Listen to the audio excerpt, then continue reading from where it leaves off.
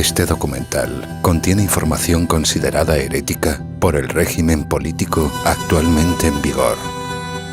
No se trata de un contenido doctrinal o ideológico. De hecho, no hay ideología alguna que sustente la información que podrá ver y escuchar a continuación. Pero, sin embargo, la explicación y exposición de las cuestiones que se abordarán están prohibidas y censuradas por el poder actualmente establecido en España y en toda Europa.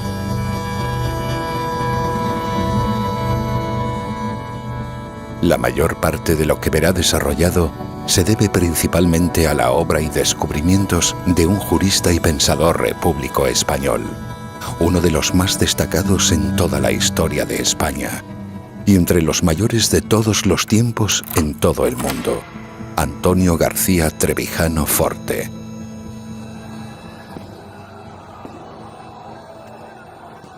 Principal líder de la oposición a la dictadura del general Franco y condenado al ostracismo por el estado de partidos actual. Durante la dictadura fue ordenado a asesinar en 2 ocasiones en sendos consejos de ministros, un hecho insólito y sin precedentes en la historia política moderna.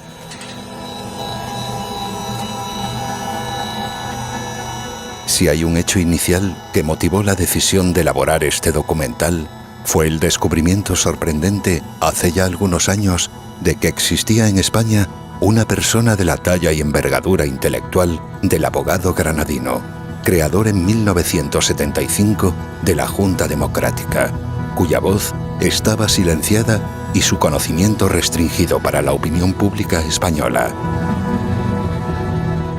Su obra es desconocida en los centros académicos y de enseñanza en España, y su legado de pensamiento apartado del conocimiento de las nuevas generaciones de españoles que deberían de tener la inquietud por conocerlo y aproximarse a él como parte de su formación intelectual y para la conquista de la libertad política que actualmente no tienen.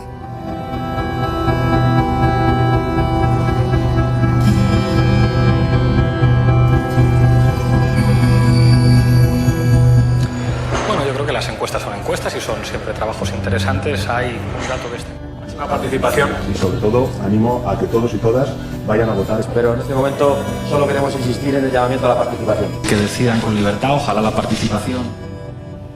Si había creído hasta ahora que en España había democracia, que había libertad política, en los próximos minutos descubrirá que estaba equivocado.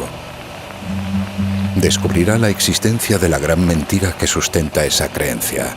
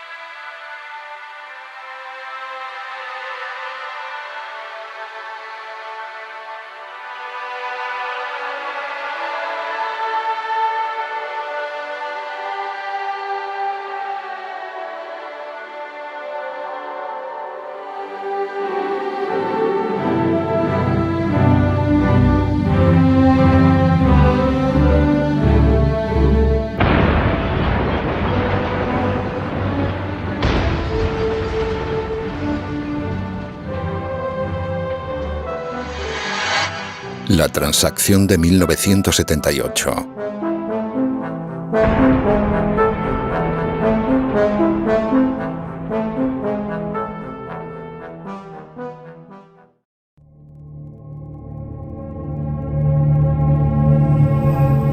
Que existía una gran inquietud por el porvenir político en los años previos a la muerte del dictador militar es algo incuestionable e indudable, incluso para los historiadores más afines al poder establecido en España.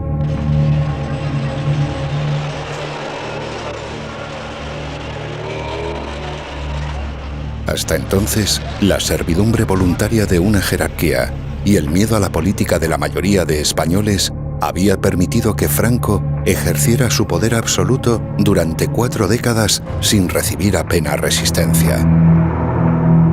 Pero pasar de una forma de Estado degenerada, la dictadura, a otra idealmente virtuosa como lo es la monarquía, parece ser contrario a las leyes eternas de lo político, descubiertas por los clásicos. Y el propósito del dictador era el de imponer una corona a un rey que sería traidor a su propio padre, renunciando así al honor característico que fundamenta la monarquía, algo que inicialmente rechazaba una insignificante minoría de integristas, pero que era indiferente a la mayoría acomodaticia de accidentalistas.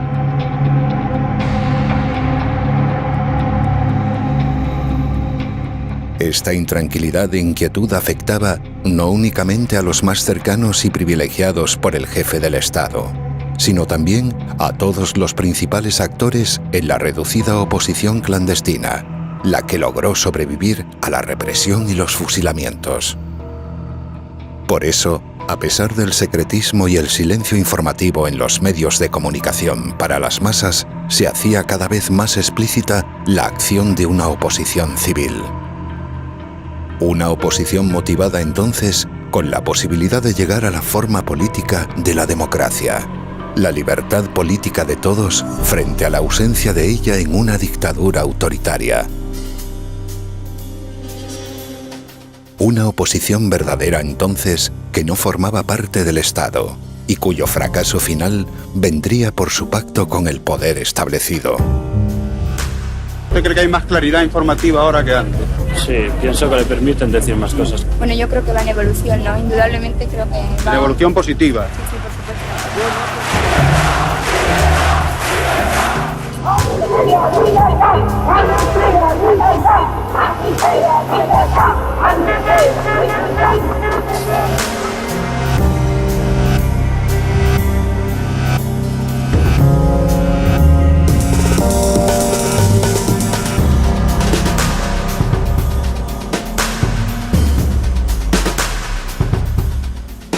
Esa situación de desconcierto, que ofrecía una esperanza de futuro con libertad política, origina una gran preocupación en los mayores beneficiarios del ejercicio del poder, la élite franquista. No es el amor a la libertad lo que guía a los más recalcitrantes, sino el miedo pánico. El miedo de los vencedores a los vencidos maneja la búsqueda de una vía para mantener ese control estatal sobre la clase gobernada. El miedo a la libertad aboca a los más cobardes a renunciar al liderazgo para buscar asegurarse en el poder a través de la reforma de lo existente.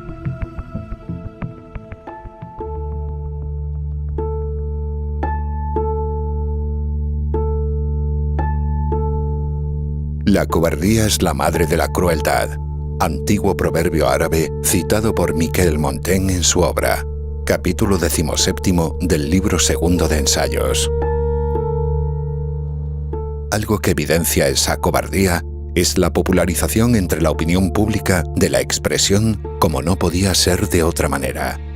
Un concepto que comienza a manejarse con frecuencia y que perdura en el uso colectivo en nuestros días.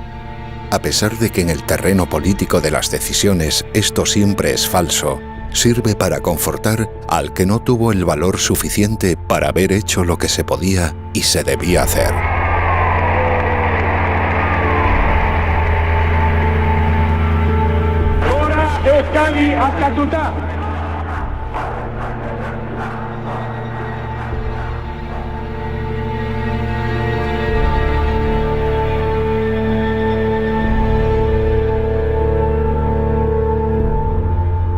Por este motivo, los herederos del poder obtenido en la victoria de la última guerra civil, en una situación de debilidad política, intuyen la necesidad de incorporar, de algún modo, a las principales fuerzas de oposición que podrían causar una situación incierta en el caso de no ser legalizadas.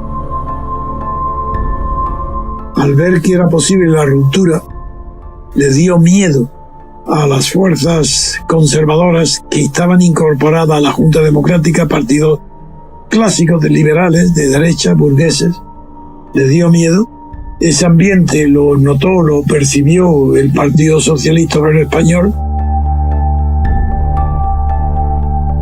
El miedo parece no dejar otra salida que la del pacto para repartirse el botín.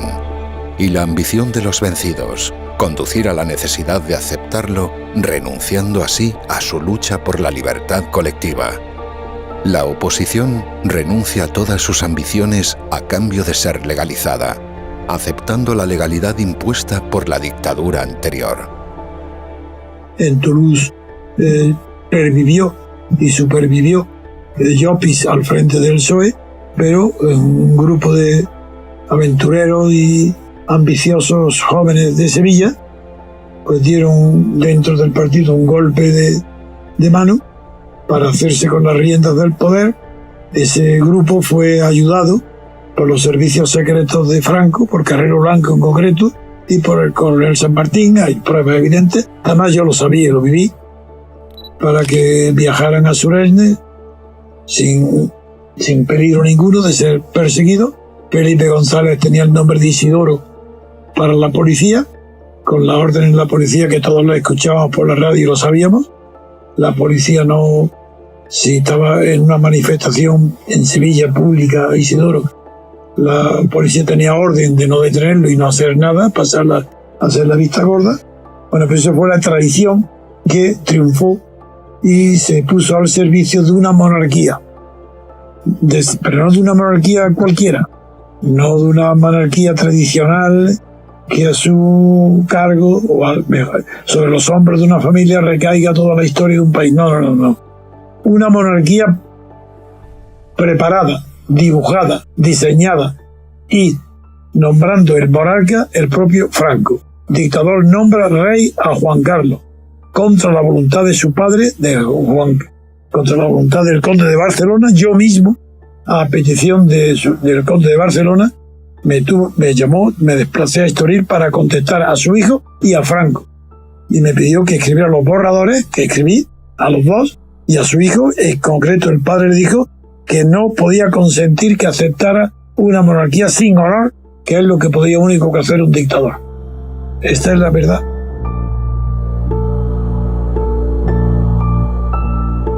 Es en este clima político donde, durante varios años, el prestigioso abogado granadino Antonio García Trevijano desarrolla una incesante actividad. Su propósito es el de agrupar y coordinar toda la acción contraria a la dictadura en una unidad de oposición dirigida por él y que sería conocida como la Plata Junta. Acciones que se van desarrollando en su mayor parte de forma clandestina, pero que persiguen el concurso, más o menos consciente, de diversas formaciones políticas, algo que debía culminar en un periodo de libertad constituyente en España que finalmente instituyese la separación de los poderes.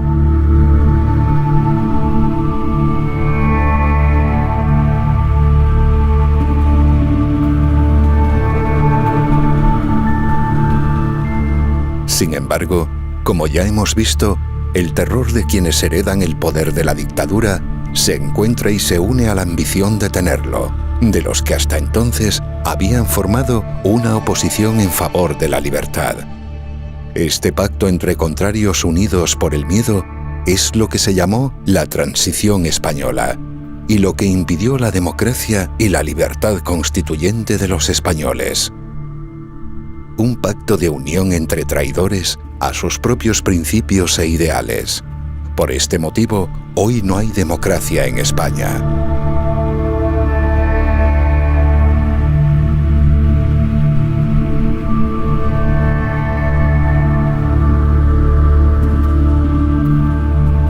Lo que fue llamado la Transición Española en 1978 fue realmente una transacción. Un pacto para mantener la unidad de poder con la misma división de funciones de la dictadura. Un pacto de reparto del botín y de las empresas públicas. Un pacto que funda una oligarquía de partidos y que impide la democracia.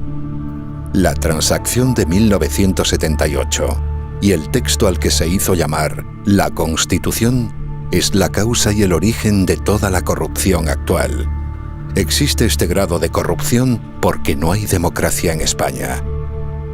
El caudillo hizo un balance de los grandes logros conseguidos durante la pasada década, destacando especialmente en el aspecto político la culminación de nuestro ordenamiento constitucional. Todo ha quedado atado y bien atado, dijo, con mi propuesta y la aprobación por las Cortes de la designación como sucesor a título de rey del príncipe don Juan Carlos de Borbón.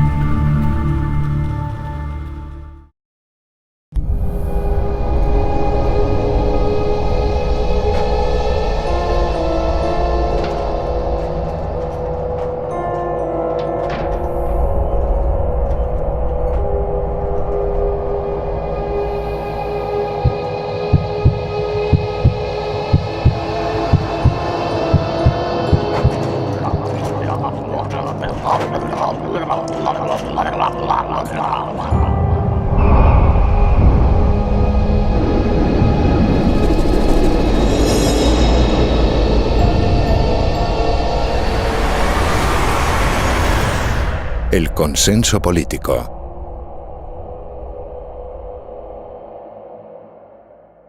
Piden a gritos un consenso en lo laboral, un consenso en lo parlamentario y un consenso en lo institucional. Que mi disposición al diálogo, al acuerdo y al consenso será infinita. Inteligencia pensando no en pactos cerrados, sino en la búsqueda de un gran consenso entre todas las formaciones políticas. A partir de ahí, nuestra voluntad ha sido siempre el consenso y el diálogo. En el programa de actividades del Foro Cristianismo y Sociedad tenemos prevista para hoy tratar y debatir el tema sobre la recuperación del consenso como factor necesario para la fundamentación y enriquecimiento de nuestra vida democrática.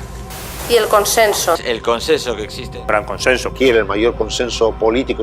Con consenso. Una cultura política del consenso y que eso expresa la necesidad. Y el mejor porvenir de todos pasaba por el consenso. Y han roto el consenso constitucional. Y crear consensos era el espíritu del consenso. El consenso. A los consensos. Y ese consenso. Consensos. Consenso. Consenso. El portavoz parlamentario de Vox en Andalucía, Alejandro Hernández, ha pedido al gobierno de Partido Popular Andaluz y Ciudadanos no poner en riesgo el consenso político alcanzado. Para un consenso. ¿De consenso? ¿De consenso? Con consenso. ¿De consenso? De consenso. El consenso. A consensos. Siendo una evidencia que la libertad solamente es la libertad política, solamente puede ser la libertad colectiva. Sin embargo, a todos se os ha enseñado que se habla de las libertades en plural, libertades individuales, que son los derechos civiles, los derechos personales, la libertad de votar, la libertad de asociarse, la libertad de cambio de residencia, la libertad de mercado. Pero a que nunca se os habla de la libertad de pensar. ¿Había habido alguna vez vosotros qué es eso de la libertad de pensamiento? Nunca. ¿Por qué? Porque no la hay. Porque para que haya libertad de pensamiento no puede haber consenso. El enemigo del pensamiento es el consenso. Cada vez que oigáis la palabra consenso, ya están, lo están traicionando. No quieren que pensemos, no quieren que seamos libres. ¿Consenso? Pero si eso es un horror, es una transgresión tal. Consenso. Consenso. Consenso. Consenso. Consensos. Consenso. Consenso. Consenso. Consensos.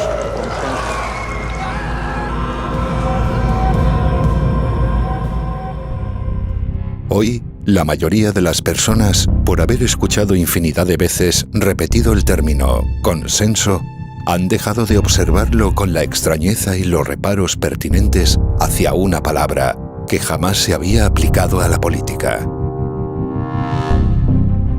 El consenso, un término medieval, utilizado hasta entonces en el ámbito de lo espiritual y lo eclesiástico, se incorpora a la doctrina política del nuevo régimen de origen franquista en España.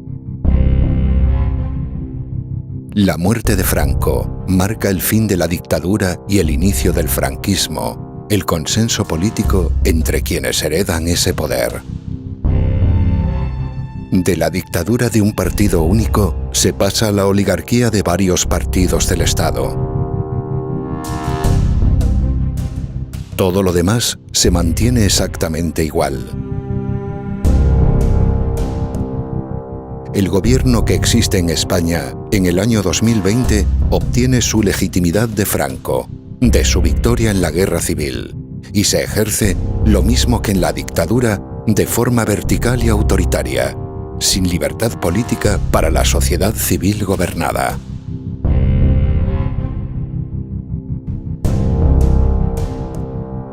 Si la política, que es la lucha por el poder, necesita del conflicto y de la polémica para existir, el consenso es su contrario, es decir, la eliminación o prohibición de la política. El militar prusiano Karl von Clausewitz, uno de los más célebres y brillantes historiadores de la ciencia militar, definió la guerra como la continuación de la política por otros medios. Siendo esto la verdad, entonces es la guerra, ante la imposibilidad civilizada para canalizar el conflicto, la alternativa que lo resuelve mediante la fuerza de la barbarie.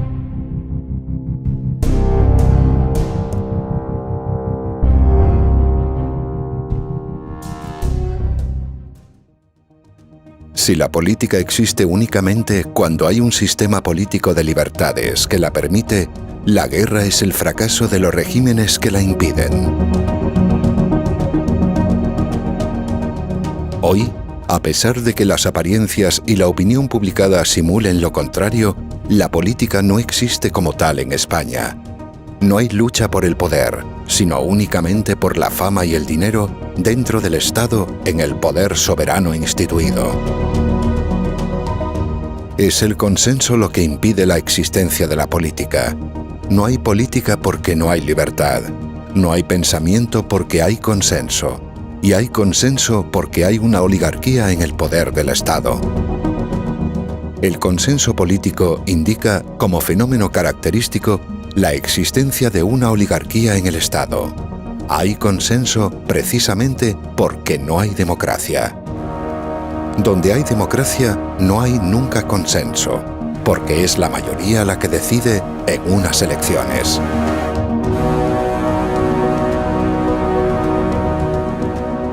Por causa de lo explicado hasta ahora, para continuar la dictadura por otros medios e impedir la libertad política, se establece el consenso político entre una oligarquía de jefes de partidos que sucede a Francisco Franco en el poder.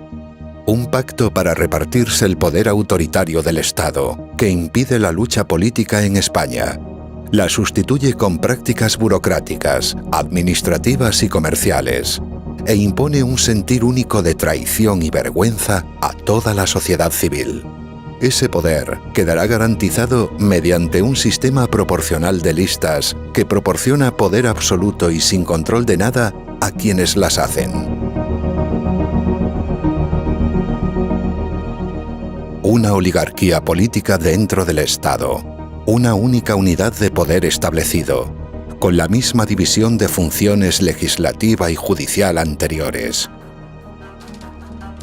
donde será la corrupción personal, institucional y sistemática el único medio que permita la estabilidad.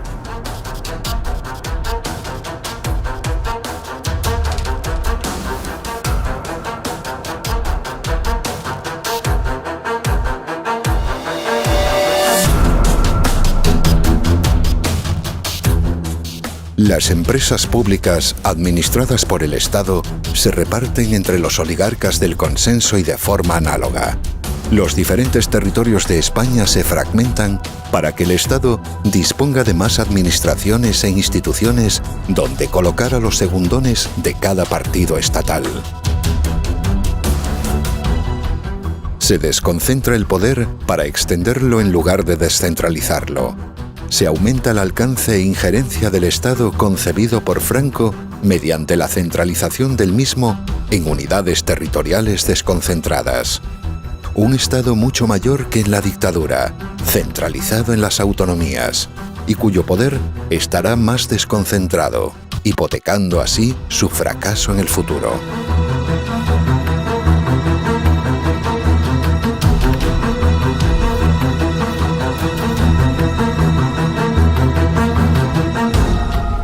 La monstruosidad del consenso supone la muerte moral, el suicidio de la sociedad española. La corrupción se hace factor de gobierno, un factor imprescindible para gobernar y para que pueda haber estabilidad del régimen.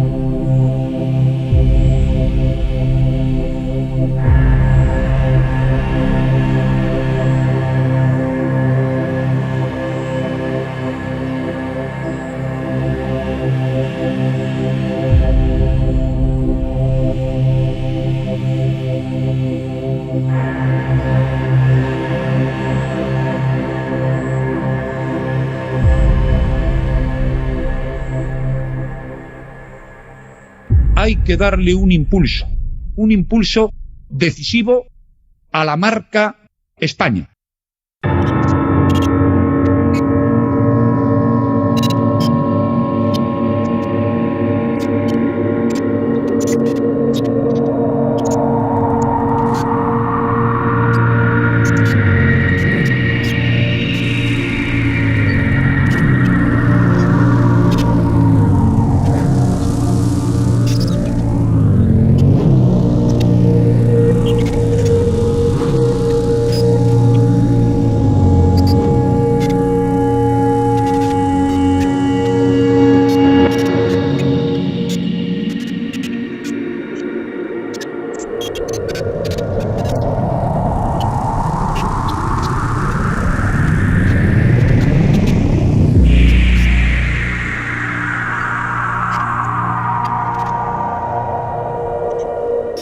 La política de las apariencias.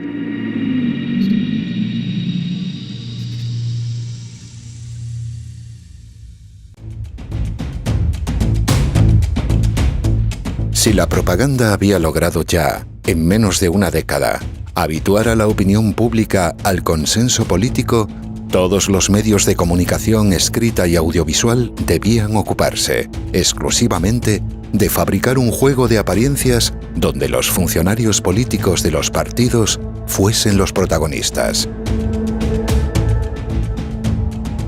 Si ya no existe ninguna lucha por el poder, porque el consenso de una oligarquía la impide, entonces es necesario convertir a la sociedad civil en espectadora de un espectáculo, donde parece que la hay.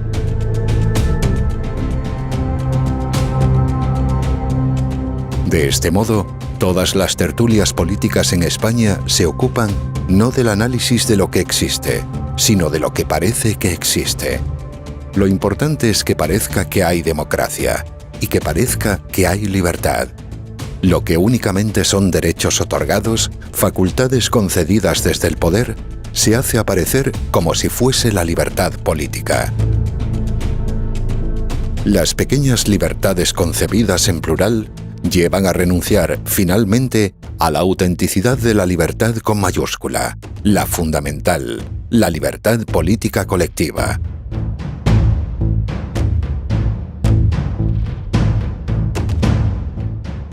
Los partidos políticos, al convertirse en órganos del propio Estado, en instrumentos de un poder único, absoluto e inseparado, actúan para integrar a las masas. Un funcionamiento idéntico de adhesión al que ya había en la anterior dictadura militar. Buscar las adhesiones sentimentales e inquebrantables de diferentes espectros de votantes es el cometido de cada una de las facciones estatales. Y cuando alguna se agota o se produce una desafección, como sucedió durante el movimiento de los indignados del 15M, el propio régimen fabrica nuevos partidos políticos. Un intento de rejuvenecerse, como en el caso reciente de Podemos, Vox o Ciudadanos. Devolver la ilusión a las masas para que sigan votando como si hubiese democracia.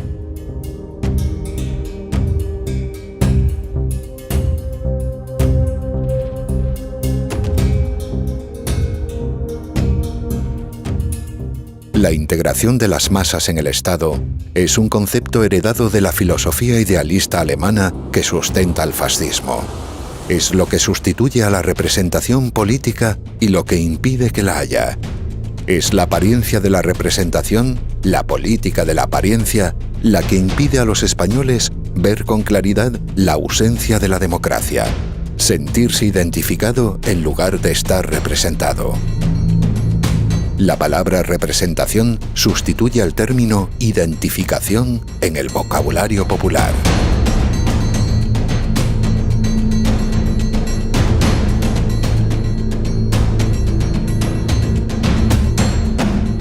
Al estar prohibida la elección de representantes de forma uninominal y directa, se necesita constantemente de un afecto sentimental hacia organismos del propio Estado. Organismos que tratan de diferenciarse con su estética y mensajes para captar votantes que ratifiquen lo que desde el poder se les oferta. No hay democracia, pero la política de las apariencias produce símbolos y logotipos que facilitan una participación simbólica de los votantes. Parece que los votantes eligen, parece que hay elecciones, y esto mantiene la ficción y un engaño siempre vigente. Se explica al votante que apoya unas ideas, para que así olvide que no elige a las personas y que no hay democracia como forma de gobierno. Con la democracia, hay que decirlo claramente. La democracia española es la democracia. Y con la democracia. De democracia con mayúsculas. La democracia. La democracia. Eso sí, todos tenemos un instrumento para solucionar esto, que es la democracia. A la democracia. La libertad y la democracia. Amb democràcia. O la democracia española. La democracia. Que la democràcia. De la democracia. España es una democracia admirable. Pasar de la dictadura a la democracia. El problema, lo que pasa es que yo creo que nos conviene que haya tensión. La verdad es que conviene muchísimo. Yo voy a empezar a partir de este fin de semana a dramatizar un poco. Pero nos conviene muchísimo. No, la gente... Bueno... La realidad es que lo importante son las personas, no las ideas. Las personas son responsables, las ideas no. En España parece que hay democracia, pero hay un estado de partidos. Parece que hay libertad política, pero hay únicamente unos derechos otorgados. Parece que hay política, pero lo que hay es reparto del dinero.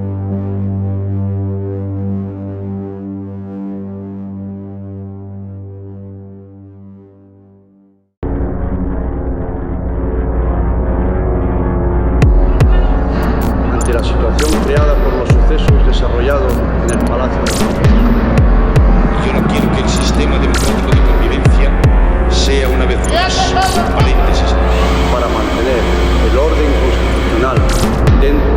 legalidad vigente.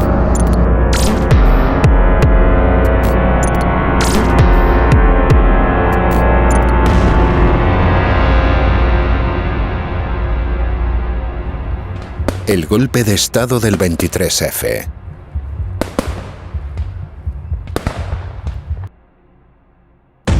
El 23 de febrero de 1981 tiene lugar un golpe de Estado aparentemente frustrado por el rey y cuya manifestación pública se realiza en el Congreso de los Diputados de los partidos. Lo que la gran mayoría de españoles desconocen es que ese golpe tiene su inicio días antes y que sirve para destituir al entonces presidente Adolfo Suárez. El autor del mismo es el rey, Juan Carlos de Borbón.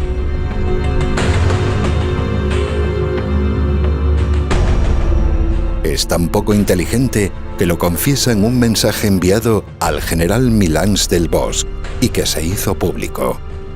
Acabo de dar un mensaje por televisión afirmando mi rotunda decisión de mantener el orden constitucional dentro de la legalidad vigente. Después de este mensaje ya no puedo volverme atrás.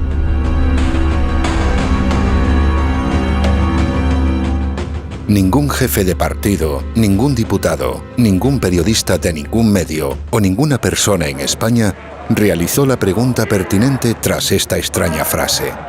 Si ya no podía volverse atrás, significa que, antes del mensaje, sí que podía hacerlo. Esta información y la exposición de este hecho ya fue realizada públicamente en el año 1995 a través de las páginas del diario El Mundo. La única persona en toda España que reparó en esta cuestión y que se atrevió a denunciarla públicamente fue Antonio García Trevijano. Su relato fue posteriormente confirmado por Sabino Fernández Campo, secretario de la Casa Real en aquellos momentos. El artículo publicado el 27 de noviembre de ese año dejó la constancia e hizo evidente este hecho que ya forma parte de la historia de nuestra nación. Tampoco preguntó nadie acerca de lo dicho por Adolfo Suárez en su discurso público de dimisión, donde lo evidenciaba muy claramente. Pero como frecuentemente ocurre en la historia, la continuidad de una obra exige un cambio de personas. Y yo no quiero que el sistema democrático de convivencia sea una vez más un paréntesis en la historia de España. Un paréntesis en la historia de España. Un paréntesis en la historia de España. ¿Por qué nadie se preguntó por la dictadura que amenazaba a Suárez? Si no quería ser un paréntesis, ¿dimitía porque ya había participado en una dictadura, la de Franco, y no quería participar en otra? Lo que estuvo planeado y finalmente no pudo llevarse a cabo fue la creación de un gobierno de concentración. Un nuevo gobierno que estaría presidido por el general Alfonso Armada, en el que participaban miembros del Partido Socialista, del Partido Comunista y, naturalmente, de Alianza Popular, los herederos directos de Franco. Antonio Tejero, un simple peón de toda la operación, por desconocerla, la hace fracasar. Según explicó él mismo, una de las principales causas fue la de enterarse de que en el nuevo gobierno iban a participar comunistas.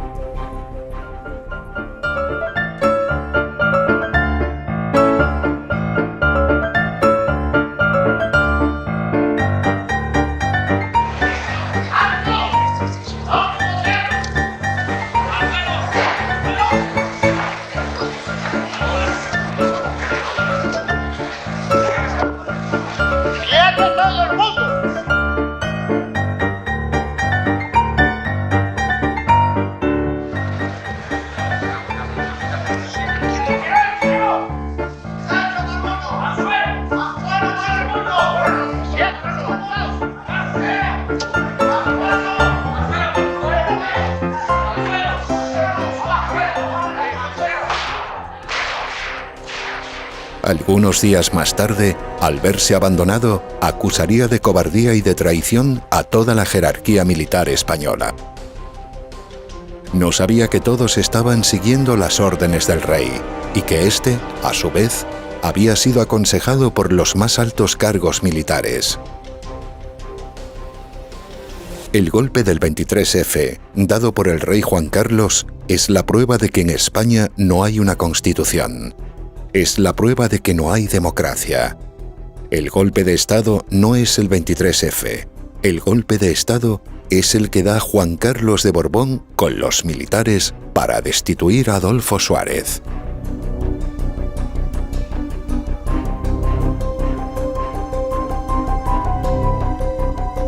Juan Carlos de Borbón, cómplice de los militares, es la evidencia clara de una acción que hubiese sido anticonstitucional si en España hubiese habido una constitución.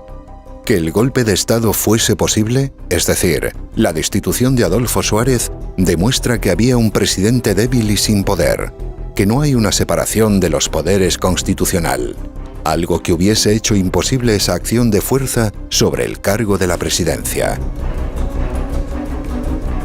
Por lo tanto, el golpe de Estado, que no sucedió realmente el 23F, no esconde ya ningún misterio.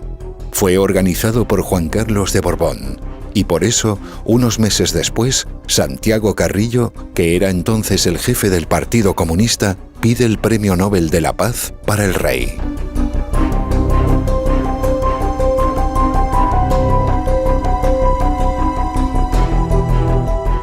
Hoy, como resulta evidente, todos los partidos políticos lo siguen silenciando, y se oculta este hecho en la historia de España. Una prueba más de que en España no hay democracia.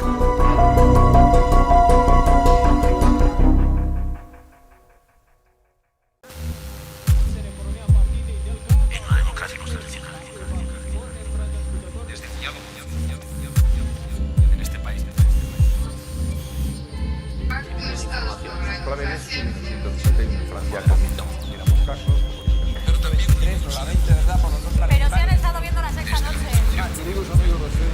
De los miembros y miembros de esta comisión. De este país. La empatía. La empatía. Pacto por la educación en este país. Portavoces y portavozas.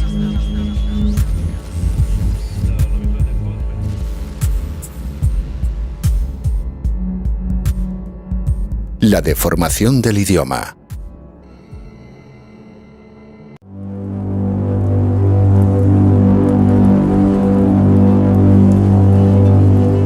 Una de las principales y más nefastas consecuencias del consenso político y de la política de las apariencias es la deformación del idioma español.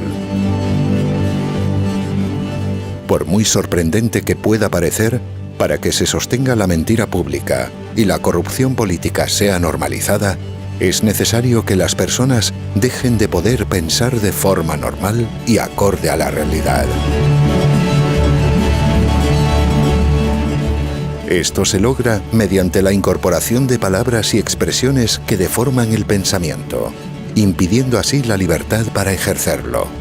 Algo que resulta en el hecho observado y observable de que, en general, las personas cada vez se expresan peor. Sus frases son cada vez más difíciles de comprender para todos los demás. Y de ese modo priman únicamente unas manifestaciones sentimentales a las que hacen llamar la inteligencia emocional.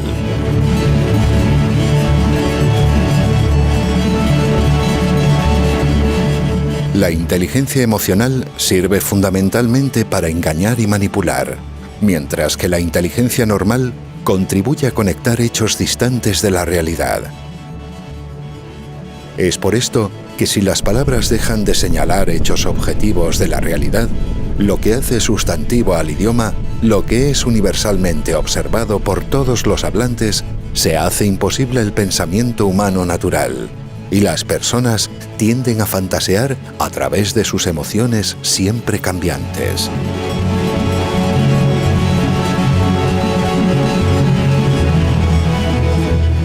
Ejemplos de deformaciones del idioma los podemos encontrar en los siguientes términos y expresiones. La palabra políticas en plural en lugar de la palabra política singular. La palabra política ya expresa una síntesis y una pluralidad, una práctica humana que es única como concepto y diversa en su forma de expresarse.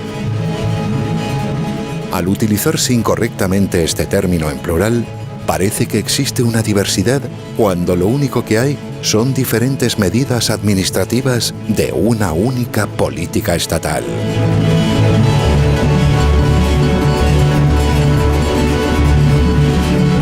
El uso anómalo e incorrecto de la preposición desde, introducido durante los primeros años del actual régimen, por quien escribía los discursos a Adolfo Suárez.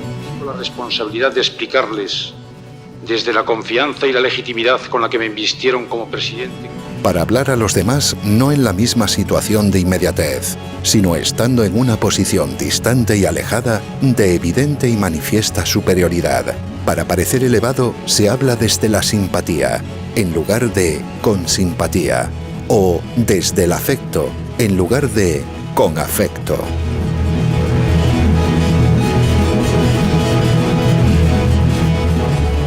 La confusión constante del término tolerancia, y que sustituye, hace desaparecer y desplaza al de respeto. Se tolera lo que se domina y se respeta lo que se teme. Por eso una sociedad de tolerantes es una sociedad de individuos que tienden a ser dominados y que únicamente temen y respetan la represión y coacción estatal.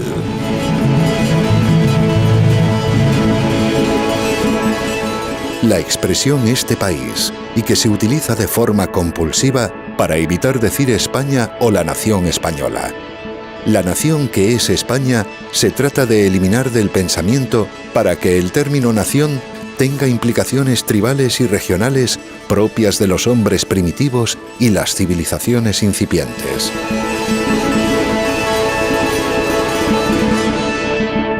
País es un término moderno, de origen francés, que hace referencia a un pequeño territorio, al paisaje divisado desde una prominente elevación.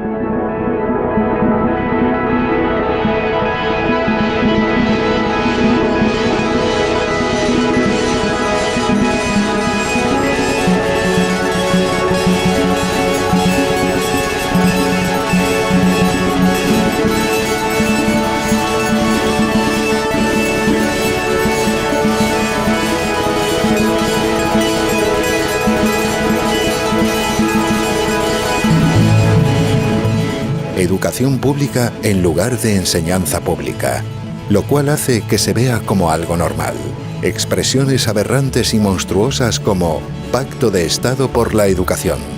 Si el Estado educa, lo hará necesariamente para el vasallaje, sustituyendo así esa ocupación que naturalmente corresponde a la familia y al entorno social cercano e inmediato.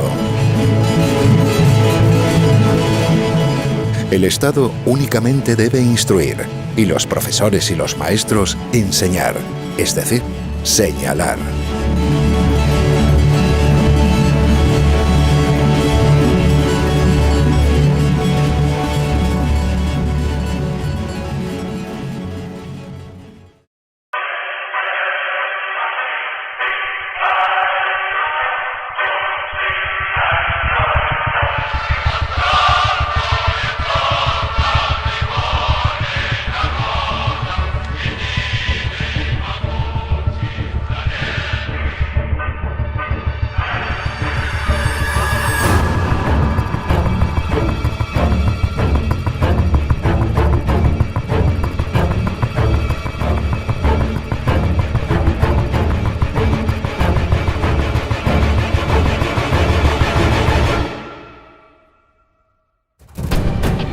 La propaganda.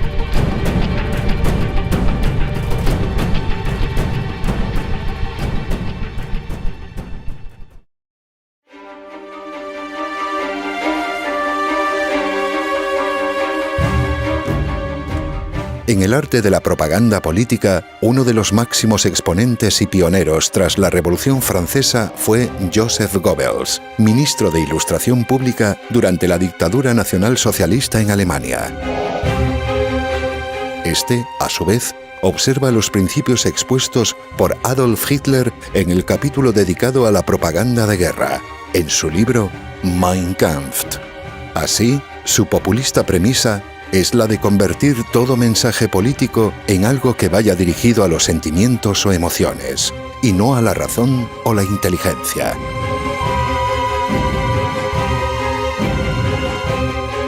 Esta es la parte esencial de esta forma de actuar del poder establecido a través de todos los medios de comunicación de masas a su alcance.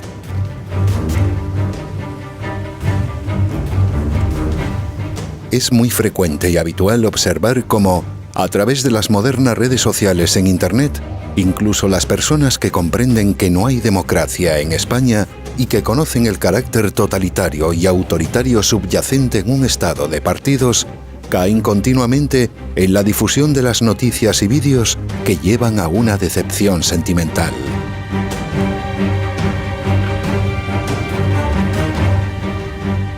Estos sentimientos mueven al incauto e indignado a votar lo que percibe como menos malo.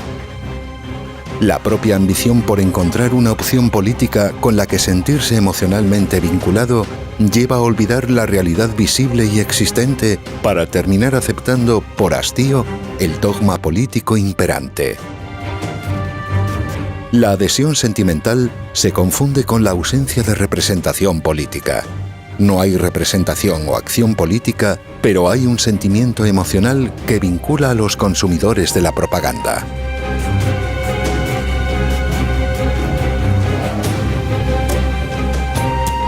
Actuar mediante la imitación de lo que se observa en los medios de comunicación, en las tertulias y a los personajes autorizados por el régimen de partidos es lo que lleva a que la opinión publicada se convierta inmediatamente en opinión pública. Desaparece, por lo tanto, la opinión pública, quedando convertida en una simple repetición de lo que se oye en los medios de comunicación al servicio del Estado. Las personas creen defender así sus propios intereses, creen actuar por iniciativa propia, cuando lo que realmente hacen es propagar la indignación que tanto interesa al poder establecido.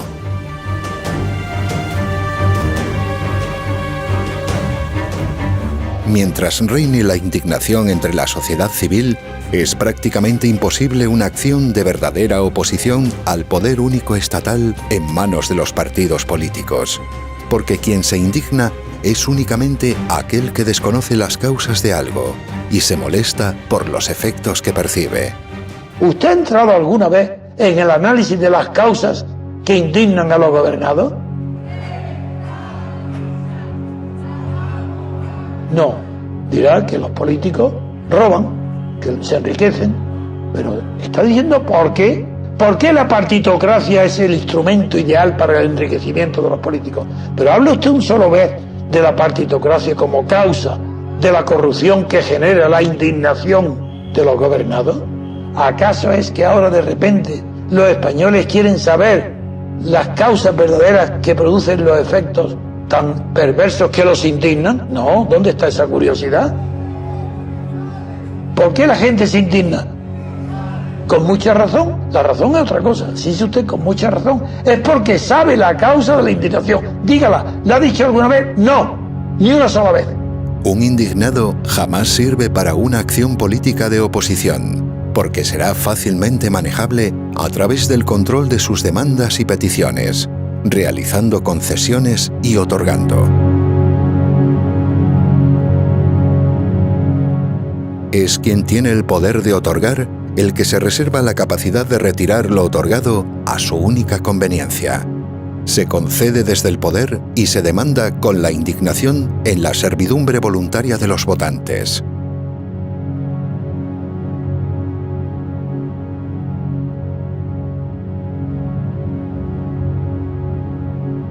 No hay nada que sea más útil y sirva mejor al sostenimiento del poder que un permanente estado de indignación entre la opinión pública. Se garantiza así que jamás existirá una oposición organizada e inteligente.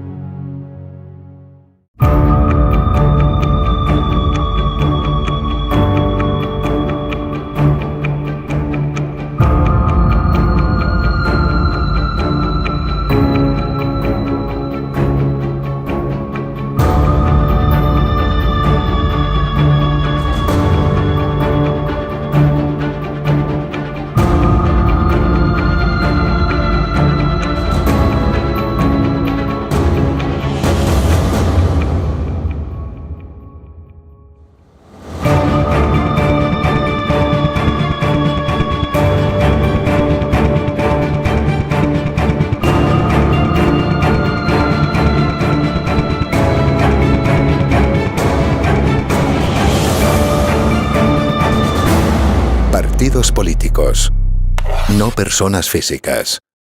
El estado de partidos.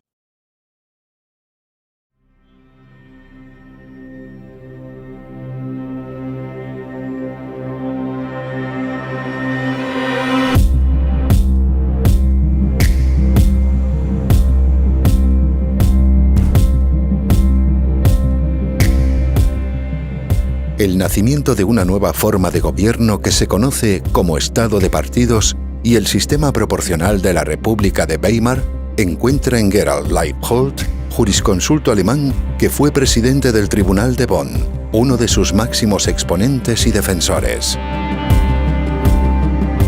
Este prestigioso jurista, en el ensayo Representación e Identidad, explica con claridad diáfana cómo esta forma de gobierno elimina completamente la representación política del votante para sustituirla con la identificación sentimental, la integración de las masas en el Estado.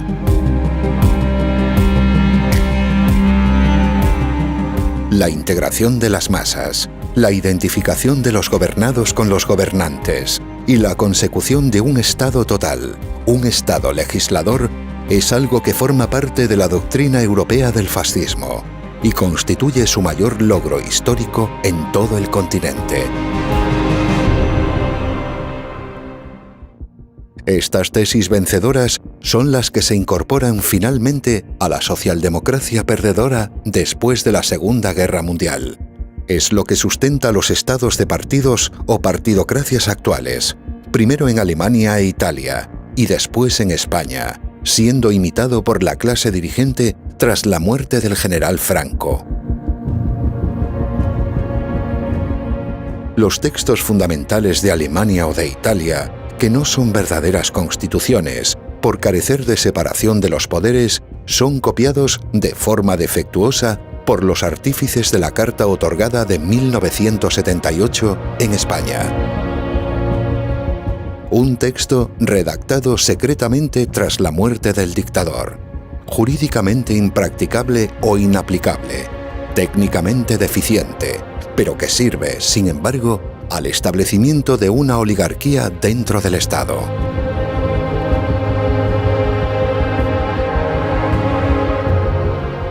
A partir de estas nuevas leyes fundamentales de 1978, que se hacen pasar por una constitución mediante un referéndum sin cortes constituyentes, los partidos estatales pasan a convertirse en los únicos agentes políticos posibles. Esto significa que ya no es el individuo, la persona física y real, quien tiene la capacidad para operar en la vida política pública, sino que únicamente pueden hacerlo corporaciones o personas jurídicas orgánicamente constituidas por el propio poder establecido.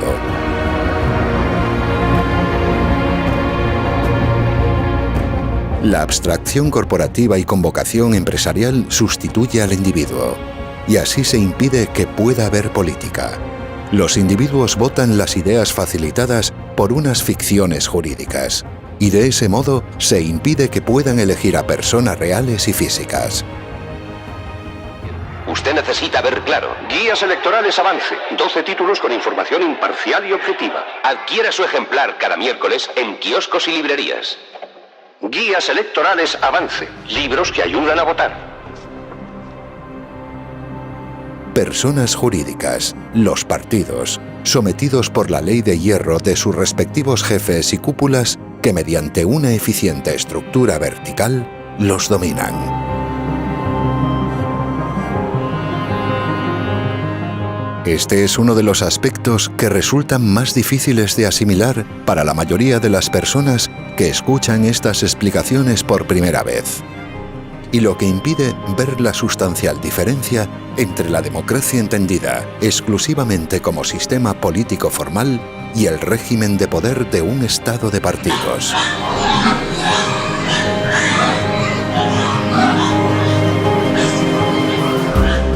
Por esto, se suele creer, por desconocimiento e irreflexión, que basta cambiar a los individuos que integran esos partidos del Estado, hacer que sean personas honestas y honradas, para solucionar un problema político que causa constantemente degeneración y corrupción. Quienes lo piensan o explican desconocen que no existe un sistema político, porque lo que hay en su lugar es un régimen de poder, vertical y autoritario, como sucede igualmente en una dictadura.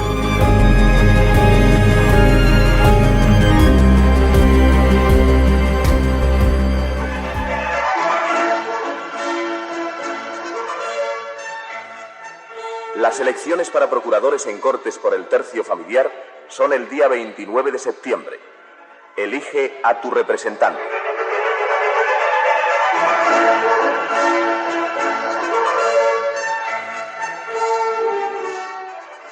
No olvides votar si eres cabeza de familia. Vota a tu paisano Adolfo Suárez.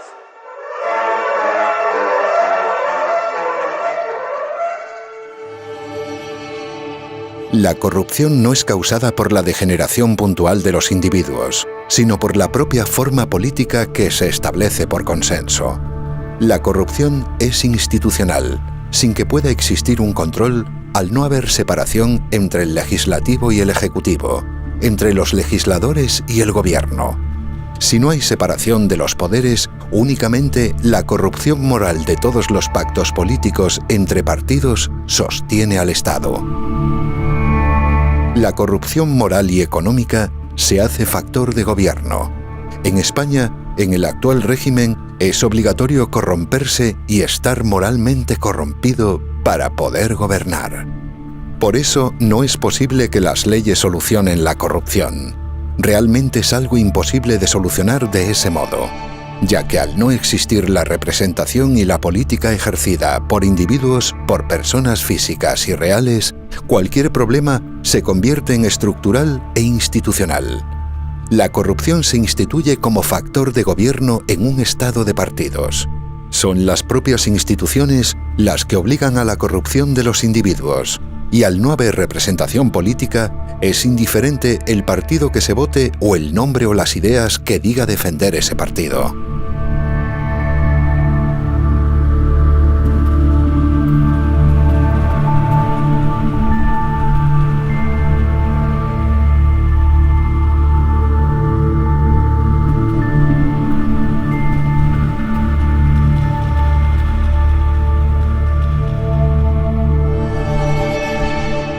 En España hay una partidocracia, porque el poder lo tienen los partidos políticos y más concretamente las cúpulas de esos partidos, y no lo tiene por lo tanto el cuerpo de votantes, desposeídos de su condición de electores.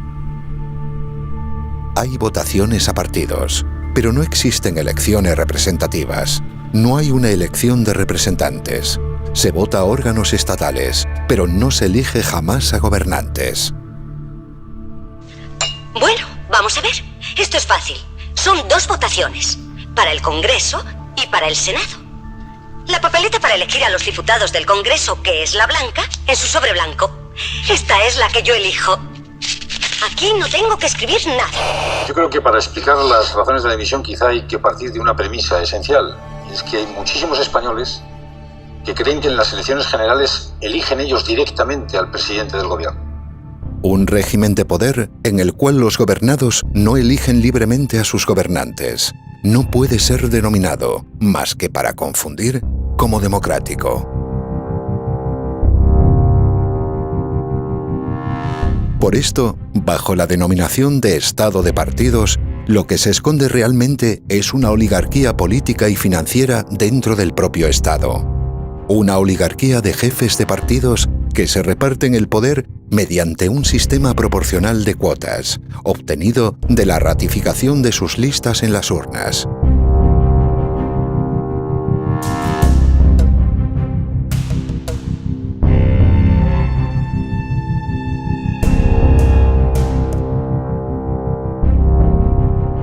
Si la legitimidad de origen de todos los partidos políticos es únicamente la que obtienen de Franco, en su ejercicio la toman de la servidumbre voluntaria de quienes acuden a votar. Por eso todo el que vota se corrompe y apoya aquello que lo somete y lo maltrata.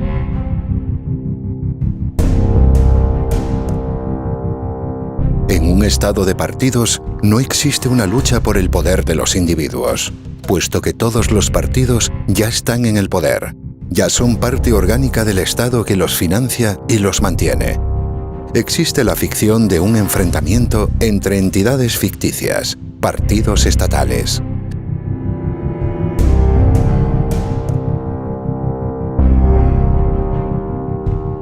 Y al desaparecer esa lucha verdadera por el poder, lo que existe es una disputa dentro del Estado por obtener el dinero y la fama, el prestigio social que fabrica, artificialmente, la propia maquinaria burocrática y propagandística.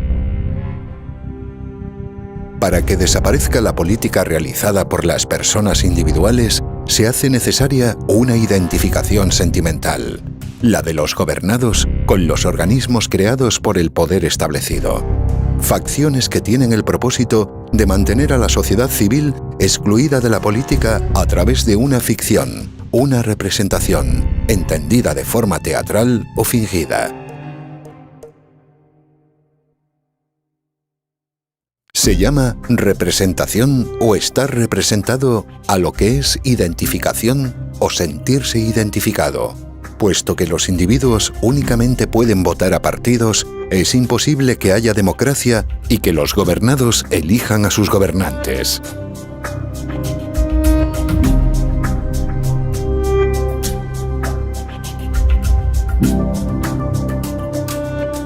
Si recordamos lo explicado anteriormente en el capítulo de la propaganda al respecto de la importancia de la ficción sentimental, veremos ahora cómo el populismo y la demagogia son la consecuencia lógica en la degeneración de la partidocracia. El estado de partidos o partidocracia no es una degeneración de la democracia, es una forma de gobierno distinta, con distintos mecanismos y cuya principal característica es la corrupción.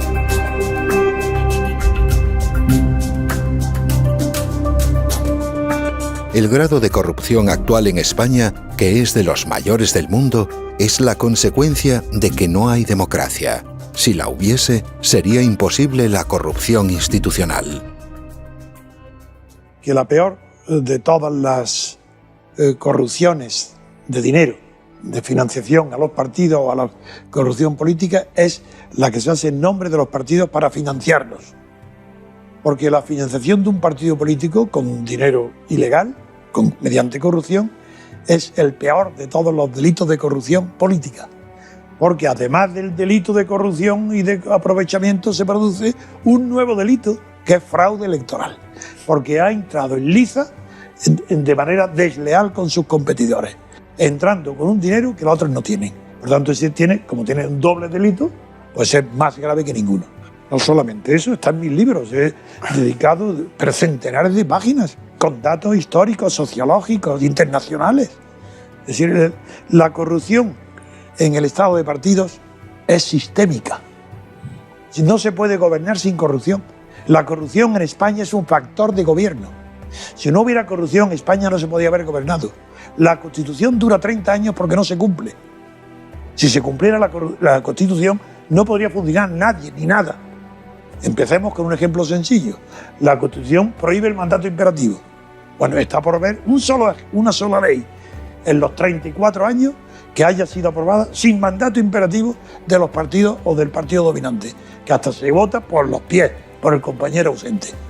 Es decir, eso, según el derecho, esas leyes son absolutamente nulas, radicalmente nulas, no anulables, que es distinto, sino nulas de pleno derecho, porque han sido evidentemente dictadas bajo la orden imperativa del jefe o el aparato del partido. Y los diputados no tienen libertad de conciencia ninguno, y lo reconocen. Te lo pongo como ejemplo, es que no hay un solo párrafo de la Constitución que se cumpla. ¿A quién representan los políticos? A los partidos. ¿A quién representa el Parlamento? A los partidos. ¿A quién se representan los partidos? A ellos mismos. Pero el elector no está representado. La sociedad civil no está representada.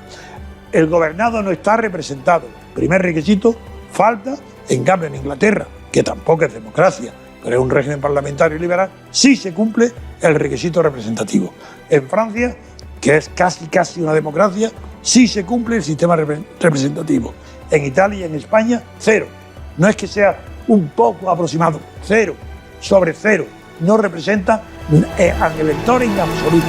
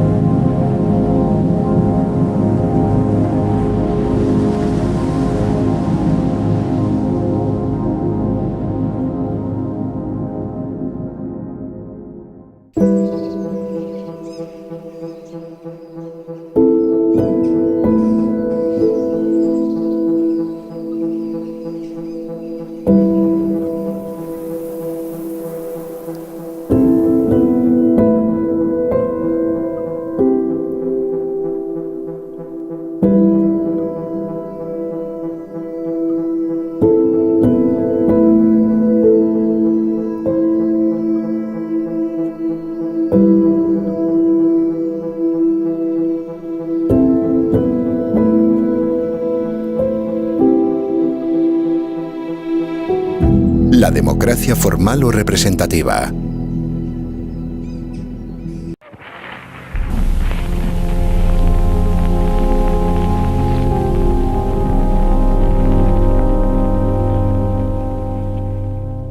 La historia y los grandes pensadores de la política han demostrado ya suficientemente cómo este término tan manido, tan presente en las conversaciones sobre las circunstancias políticas, únicamente puede considerarse y estudiarse de dos maneras: mediante su observación social y material, o bien según una aproximación exclusivamente política y formal. Es decir, o bien se toma la democracia como una idealización indefinida que sirve para la consecución de ambiciones materiales, o bien se realiza una observación estrictamente científica y desapasionada a través de sus reglas constitutivas. Dicho de otro modo, o son únicamente reglas que sirven para desarrollar la lucha por el poder, o no se puede comprender jamás lo que es la democracia.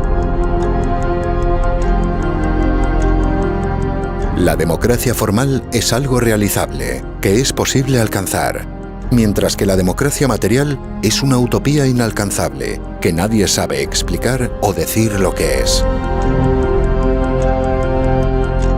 Esto último es lo que constituye lo que el filósofo español Gustavo Bueno llamó fundamentalismo democrático, la utopía de la palabra democracia entendida a través de la igualdad material y de condiciones. En su consideración formal, la democracia es un concepto claro y nada ambiguo que permite la libertad política a través de la representación, la libre elección de individuos representantes de otros en cuyo nombre actúan. Esta libertad política queda asegurada además mediante la radical separación, en su origen, de los poderes legislativo y ejecutivo, de forma que las ambiciones de unos estén permanentemente enfrentadas a las de los otros. De este modo, ese control mutuo enemistado de forma irreconciliable hace que se puedan preservar la virtud de la esfera pública. Que las oportunidades políticas sean iguales para cualquier opción planteada por quienes integran una sociedad. Por eso no es concebible la prohibición de unas ideas o de unos partidos políticos, cualesquiera que sean, cuando hay democracia. Por la sencilla razón de que, cuando la hay, las acciones políticas y la responsabilidad recaen exclusivamente en cada individuo. Se pueden juzgar hechos jurídicos, pero no las ideas o los ideales de los individuos. Cuando hay democracia, las oportunidades para todas las ideas son las mismas, idénticas, porque hay libertad política de todos.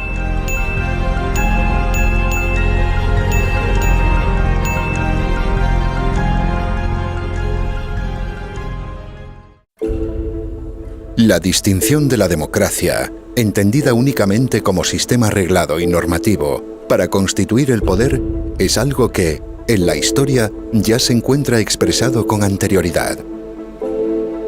Han sido varios los grandes pensadores, aunque con un análisis insuficiente y el desconocimiento del fundamento de la libertad política colectiva, los que iniciaron la distinción entre la democracia formal y la democracia social. Filósofos como el profesor abulense de Harvard, Jorge Santayana, o Norberto Bobbio, jurista y filósofo italiano. Este último, sin embargo, a pesar de sus acertadas consideraciones jurídicas, finalmente apoyó la dictadura fascista en Italia. Puesto que la democracia, según su consideración formal, tal y como se expone en la obra Teoría pura de la democracia de Antonio García Trevijano, únicamente existe cuando hay representación política, vamos a ver ahora en qué consiste la representación según su origen jurídico y político. En el siglo XIV, el filósofo, pensador y teólogo Marsilio de Padua, autor de la importante obra Defensor Pacis, incorpora el concepto de la representación como función jurídica, al derecho romano que tradicionalmente desconocía este principio. Aplicado en su origen a las congregaciones eclesiales, permite obrar mediante un poder dado a los que no están presentes, es decir, estando ausentes, ante terceros. Piense ahora en un poder notarial. Mediante este documento se apodera a una persona para actuar en una cuestión concreta, ante un tercero en donde el poder dante, el que apodera, estará ausente. Esto mismo, que forma parte del mundo jurídico, opera igual en el mundo político. Unos electores apoderan a un representante para que actúe en su nombre en un lugar, la Cámara Legislativa, donde ellos no estarán presentes. Un ejemplo conocido de representación es el de un procurador de los tribunales que permite, en el ámbito jurídico, que un encausado se haga presente ante un tribunal estando físicamente ausente. En el mundo político, cuyos principios provienen del derecho, funciona exactamente igual. El descubrimiento para fundar la ciencia política que hace el jurista y pensador Antonio García Trevijano es el de la unidad mínima de poder, algo que él mismo denomina mónada electoral.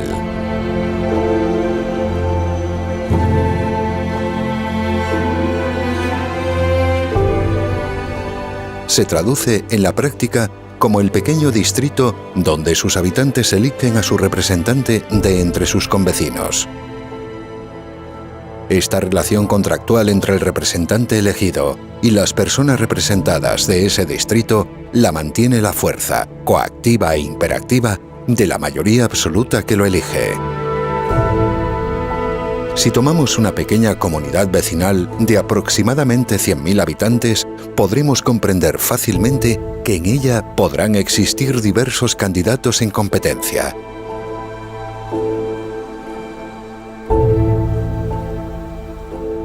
Cada uno de esos candidatos precisará únicamente de un aval de 1000 firmas para poder presentarse y ser elegible.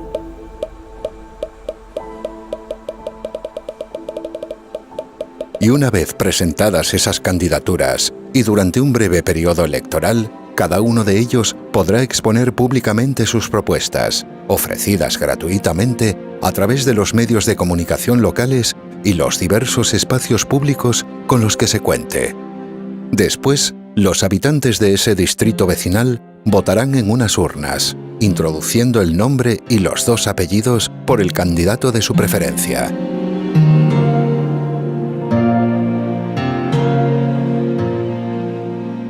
Si en una primera votación ninguno de ellos alcanzase la mayoría absoluta, se realizará una segunda vuelta entre los 2 más votados, para que, finalmente, uno de ellos sea el elegido para representar a todo el distrito en la Cámara Nacional.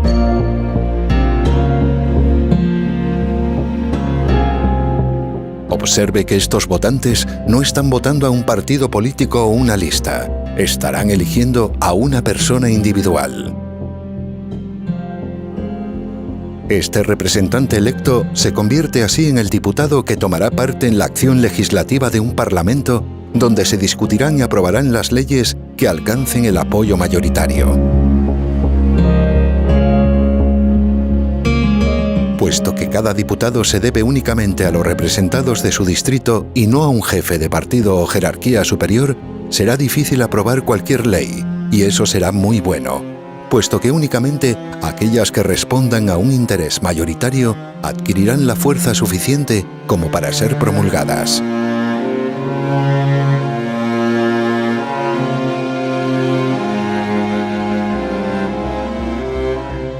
Es importante saber que la política, si se considera científicamente, es únicamente la observación de la lucha por el poder, es decir, una relación no económica, sino exclusivamente de la fuerza. Y es esa fuerza la que mantiene a cada uno de los distintos representantes. Cada distrito financia y mantiene a su representante y su oficina para evitar que sirva u obedezca a intereses ajenos a los de quienes le pagan y mantienen. De este modo, cada uno de los diputados dispondrá de un despacho en su distrito, donde semanalmente atenderá las peticiones, quejas o demandas que cualquier vecino quiera exponerle.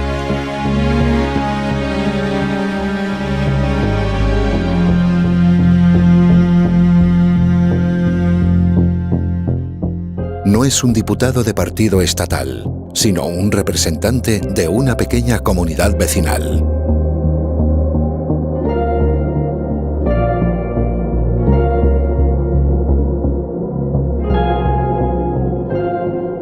Para que, además de la representación política que hoy no existe en España y que acabamos de explicar, haya también un control del poder para evitar que se pueda convertir en algo tiránico y arbitrario en contra de la propia sociedad gobernada, debe existir además una radical separación en su origen entre los poderes. Esto se consigue mediante una elección separada en elecciones distintas, unas para el poder legislativo, que corresponde a la nación a través de los representantes de los distritos, y otras para el poder ejecutivo del gobierno, que corresponde al Estado.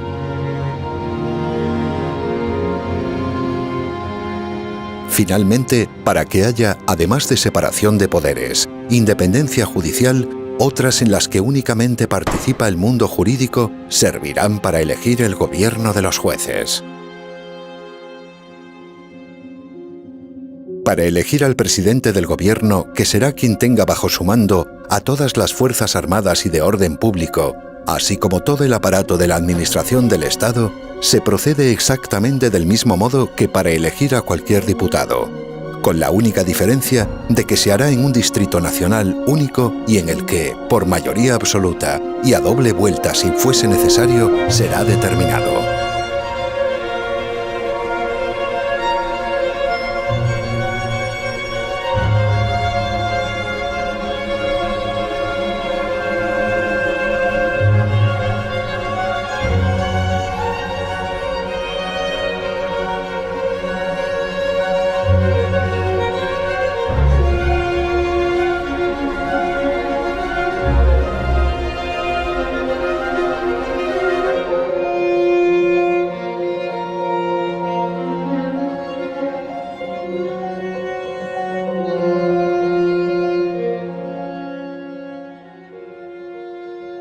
La figura de este presidente no será, sin embargo, la de un representante.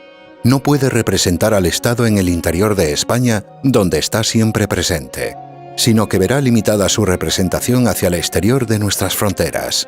El gobierno, al ser del Estado y no de la nación, como se suele decir equivocadamente, ejerce su representación en la acción política exterior. Siendo la personificación jurídica de la nación española, su acción internacional requiere de esa figura de dirección encarnada por el cargo del presidente. Finalmente, y para completar la exposición de lo que es la democracia como reglas constitutivas de un sistema político, cabe destacar también otra de las grandes aportaciones para la ciencia política creada por el jurista Antonio García Trevijano y que hace desaparecer por obsoleto el concepto de soberanía.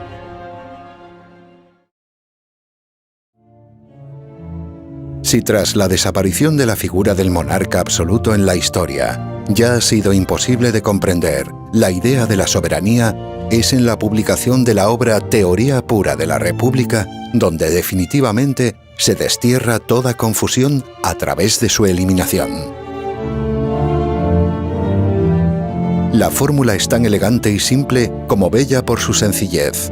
Basta que cualquiera de los dos poderes políticos quiera disolver al otro para que lo haga, a condición únicamente de que al hacerlo se disuelva también él mismo.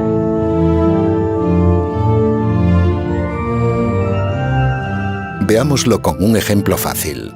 Supongamos a un presidente del gobierno que ve imposible su acción por tener una amplia mayoría de la Asamblea Legislativa en contra. Pues según el principio expuesto antes, bastará con que quiera disolver las Cortes para que lo haga inmediatamente, a condición de que al hacerlo, él mismo dimita y así se convoquen nuevas elecciones legislativas y también ejecutivas que diriman el conflicto.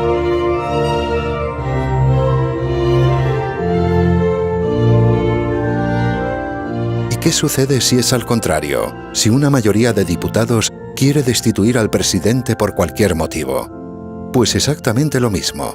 Podrán hacerlo en cualquier momento, siempre que después sean convocadas nuevas elecciones legislativas y presidenciales.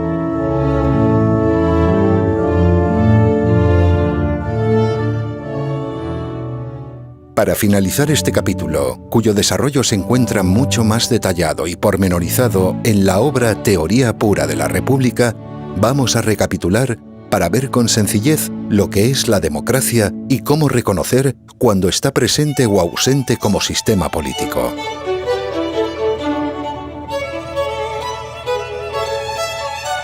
Debe existir representación del elector, es decir, la elección libre, uninominal y directa de cada uno de los representantes en pequeños distritos, cuyo mandato es imperativo y irrevocable por los propios electores.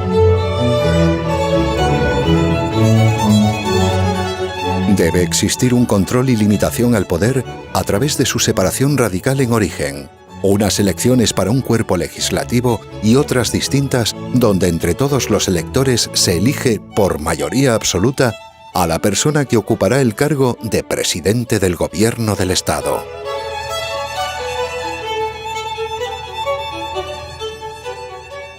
Debe haber también independencia judicial para que esa facultad de juzgar propia de los jueces y los magistrados se vea libre de injerencias de los dos poderes políticos. Esto es posible mediante la eliminación del Ministerio de Justicia con un órgano de gobierno independiente en su presupuesto y contando con una policía judicial propia y subordinada únicamente a ese cuerpo jurisdiccional. El presidente de ese órgano de la justicia con unidad jurisdiccional es elegido por todos los que lo integran, es decir, abogados, procuradores, jueces, magistrados, secretarios judiciales, catedráticos de Derecho, etc.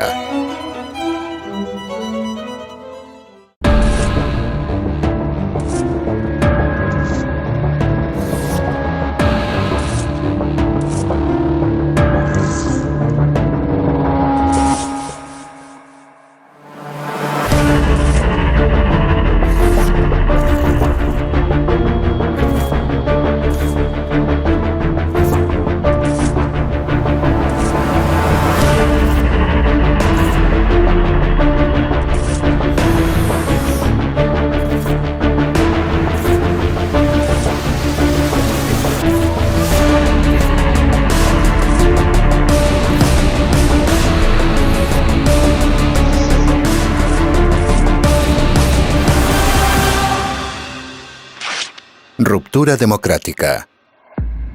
La abstención.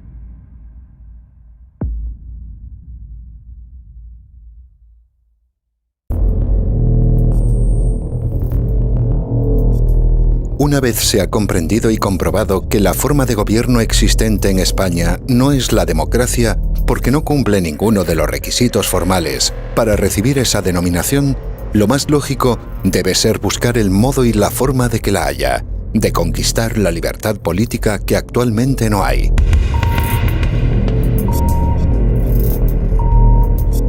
La confusión entre la libertad política y los derechos que sean o no concedidos, la confusión entre los derechos y la libertad, que es el motor que los alimenta, y del derecho y la ley, es lo que causa la ceguera de los votantes, que terminan indignándose contra la propia causa que apoyan en las urnas. El votante cegado es como el enterrado vivo de cúbito prono que pretende escapar escarbando. Apoyar lo que ahora existe, una oligarquía de partidos estatales, implica la oposición a que pueda haber algún día democracia. Por eso me gustaría aprovechar este momento para pedir a los ciudadanos que vengan a votar. Que la gente vaya a votar con mucha decisión porque nos jugamos mucho. Y sobre todo pues que haya mucha participación. Para que España tenga un lugar importante, hay que votar hoy. Implica una gran participación. Yo le pido a los españoles que vayan a votar en masa, que participemos y hagamos un récord histórico de participación. Pero en este momento solo queremos insistir en el llamamiento a la participación. Así que votad, cabrones. Votad lo que queráis, pero no os quedéis en casa. Por lo tanto, todas las personas que acuden a votar a partidos que no eligen absolutamente nada porque se limitan a ratificar lo elegido por otros, lo hacen para apoyar lo que ya hay y que no es ni remotamente similar a una democracia.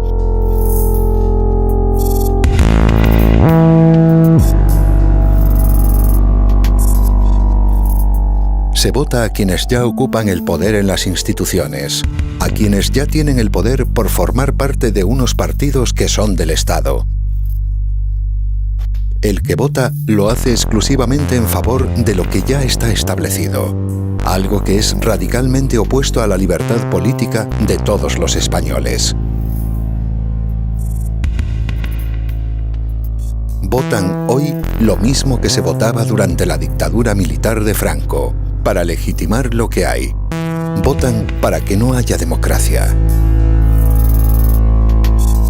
Puesto que, como es sabido y lo demuestran diversos estudios académicos, la mayor causa de corrupción moral y económica es la no separación de los poderes, es un hecho probado que, en un estado de partidos, el consenso político se sostiene únicamente gracias a ella.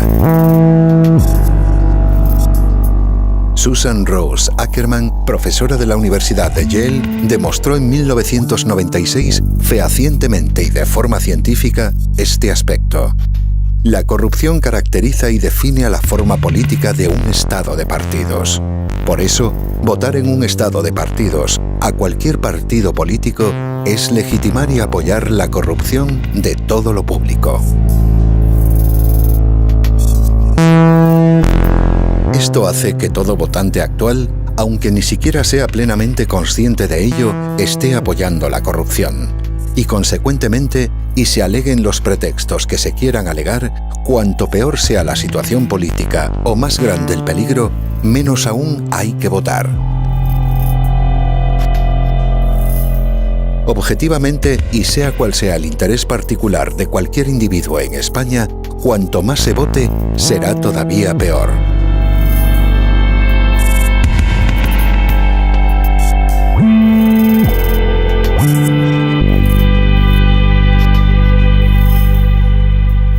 Votar implica la corrupción voluntaria de uno mismo. Es un impulso y una compulsión completamente suicida, una voluntad expresa de fracasar. Hay que observar por esto que, en una situación de decadencia y degeneración como la presente, el poder recurrirá a los sentimientos más primarios y basales como el del nacionalismo, la unidad territorial de la patria, para movilizar al voto por miedo. Y del mismo modo, otras amenazas sociales como las del paro o la inmigración, que siempre sirven al populismo y a la demagogia, servirán igualmente para infundir temor y hacer creer así a los gobernados, a los súbditos españoles, que votar, aún sin libertad y sin democracia, es la solución. La realidad es que toda la corrupción que hay sería imposible si hubiese democracia. Por estos motivos, y sabiendo entonces que la alternativa o lo que hay ahora en España no es el comunismo o el fascismo, tampoco el nacionalismo o el socialismo, sino la democracia, es por lo que la abstención debe promoverse activamente y sin cesar. La abstención es un fenómeno. Abstención ante las votaciones o las elecciones de los cargos políticos, de los representantes.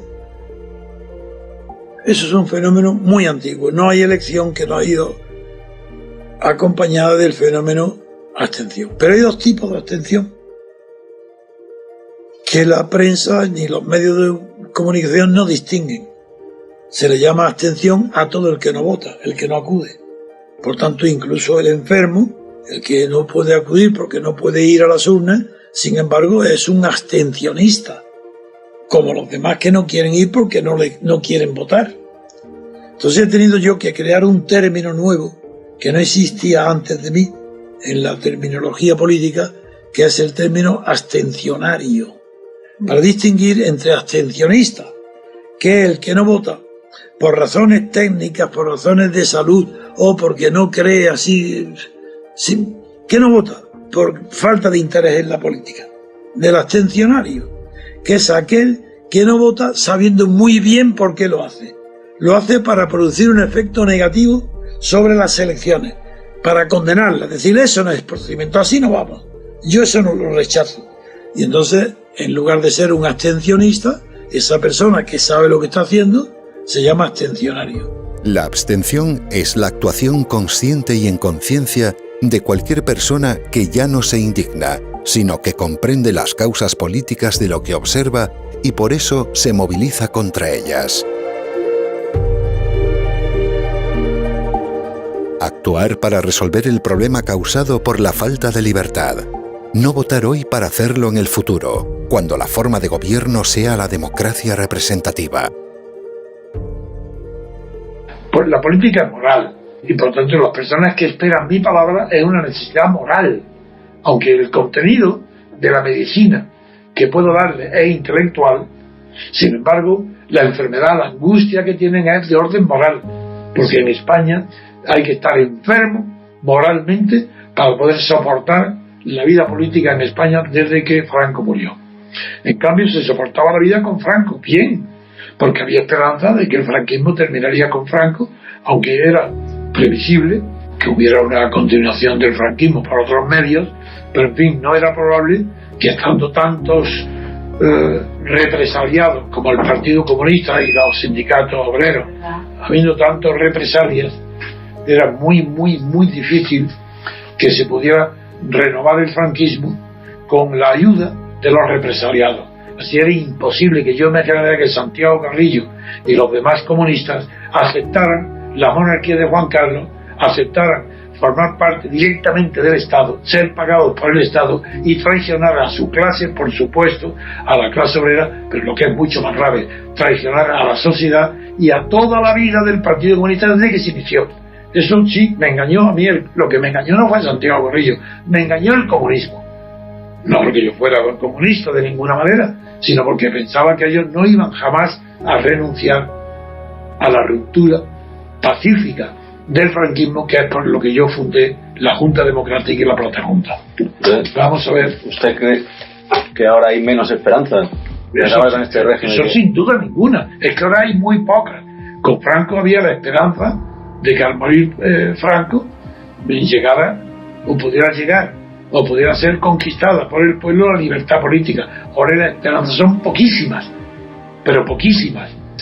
Esa esperanza surge de que no haya voz, de que no haya Rosa Díaz, de que no haya estúpidos reformistas que se creen que es lo peor, que creen que este sistema es reformable con unas minorías, que se inventen ese cuento chino otra vez de que el bipartidismo quiere la abstención, que por eso hacen campañas electorales de baja nivel, de baja abstención. Eso no es verdad.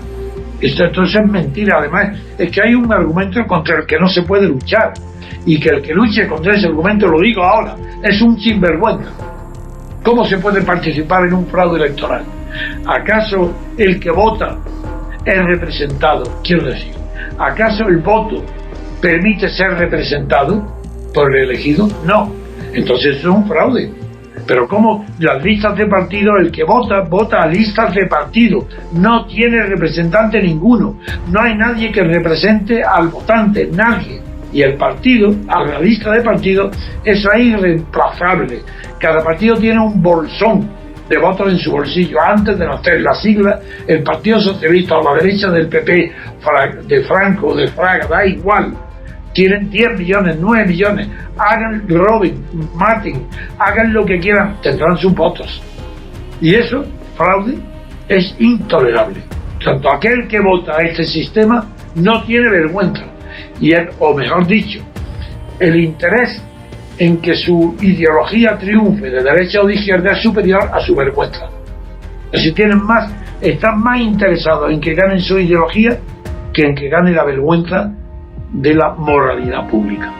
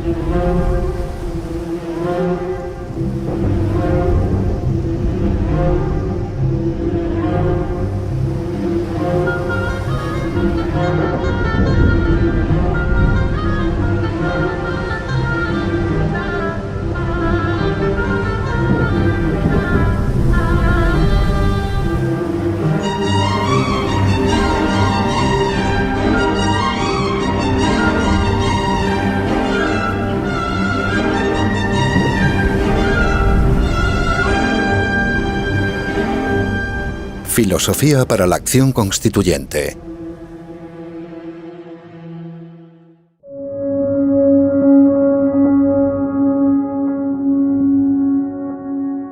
Desde la Revolución Francesa, y una vez descubierto por los pueblos que el poder estatal es una concreción del espacio hurtado a la libertad, no puede haber filosofía más auténtica que la de la acción constituyente de la libertad política colectiva.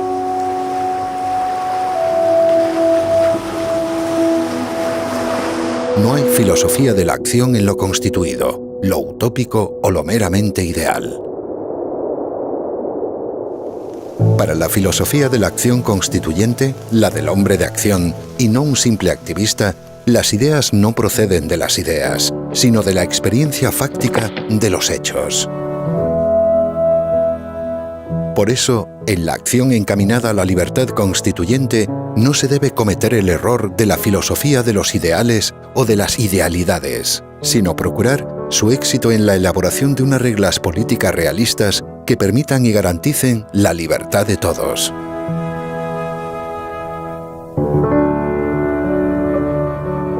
Desear una bondad angelical de todos no es filosofía de la acción constituyente, sino utópica ingenuidad que desconoce la verdadera naturaleza de los hombres. Concebir la democracia como lo que únicamente es, una forma política, un conjunto de reglas que permiten la lucha por el poder, lleva a eliminar todo el contenido material o social que forma parte de la acción ideológica que crea las leyes. Una constitución no son leyes, no prefigura un modelo social o de sociedad, sino únicamente unas reglas que permiten la representación política, que garantizan los derechos fundamentales y establecen la separación de los poderes para su control.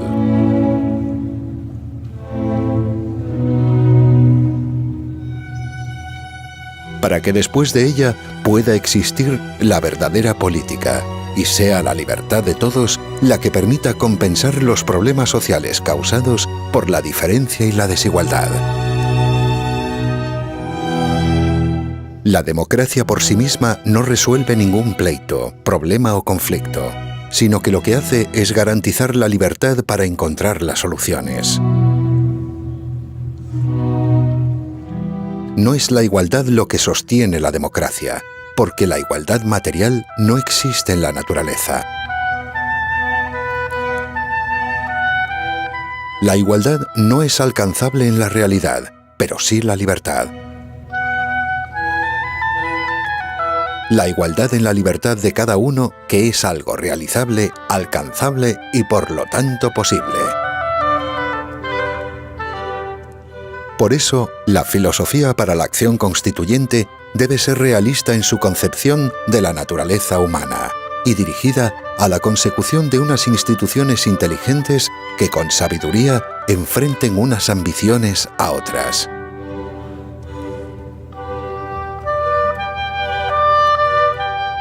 Si la acción constituyente se pierde por los vericuetos del idealismo, de la justicia social, los del bien común o los de la utopía de la igualdad, entonces perderá de vista su objetivo, el de garantizar la libertad, y fracasará irremediablemente, como tantas revoluciones políticas ya lo hicieron antes.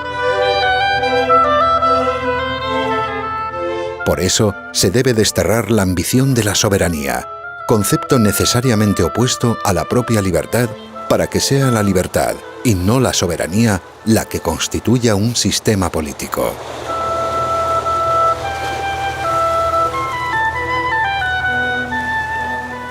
La filosofía de la acción constituyente es la filosofía realista de los hechos, la que tiene en cuenta que únicamente la libertad de todos, la libertad política colectiva, es creadora de una constitución.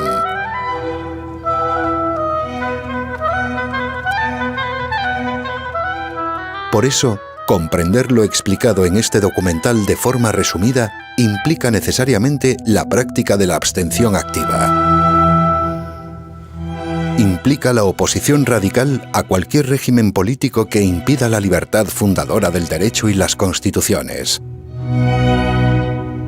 Y la práctica filosófica de una acción de ruptura democrática.